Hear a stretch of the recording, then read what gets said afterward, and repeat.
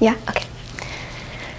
As I looked in the mirror, I noticed that my hands were not as straight as they could be, and my back was not as straight, but my feet work was good. Da, te, te, da, ah, te, te, da. Right, left, right, left, right. That was a pattern that my feet had to follow. As the thought rhythm got faster, so did my feet work. Da, te, te, da, ah, te, te, da, da, te, te, da, ah, te, te, da.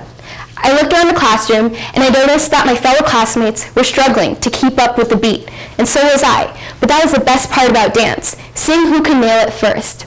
Then my Banerjee, our teacher, told us to do 27 chukkers, or turns in a row. 1, 26 more to go. I started getting dizzy at the 18th turn, but all I had to do was look at one spot, then turn around and look at that spot again. And then I did it. This is Kathak. Kathak is the Indian classical dance, which is the counterpart to tap, where the feet produces a soul music with the aid of ghungroos, or bells, around one's ankle. And I have been performing Kathak since I was 7 years old. Every class starts with a pranam, or worship to the Hindu gods, Vishnu or Shiva, because Kathak originates from the Bhakti movement, where the main spiritual practice is to show a devotion to the Hindu gods.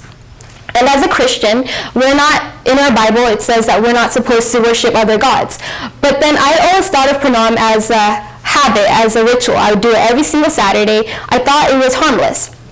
But I remember about 3 years after I started practicing Kathak, I was at church when someone came up to my mom and told her, you know, by putting your daughter in Kathak, you're encouraging her to partake in false idolization by making her do pranam all the time. And I remember thinking, but I do this all the time, and I felt so ashamed. But I talked to my parents, and they told me that you should not look at Kathak through a religious prism, but as your heritage, as your culture. And about 2 years later, I was at church again when 2 pastors from another church came up to me and told me, Snetha, I heard you do Kathak. And I thought, oh no, I'm going to get in trouble or something.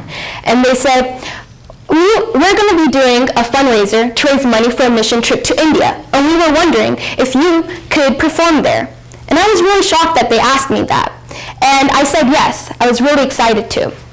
That performance was one of the most embarrassing and one of the best moments of my life. It was embarrassing because there was a stage, and on that stage was a glass vase. And I was doing my 27 chukkers, as I showed you guys one earlier.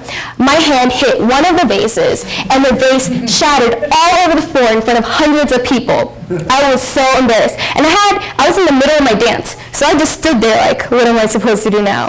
So then the janitor came, and then he shooed me off the stage, and so I stood on the side of the stage as I watched him clean up the glass vase in front of everyone, and then had to go back on stage and finish my dance, and then I had another dance after that.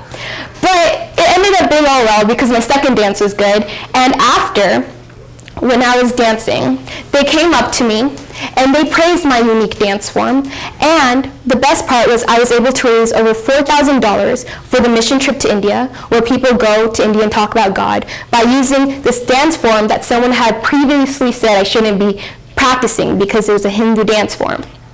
So this performance was a pretty big deal for me because it made me realize that our world is not black and white, as my speech title says. I can use the different parts of my life and combine it together to make me the unique person I am today.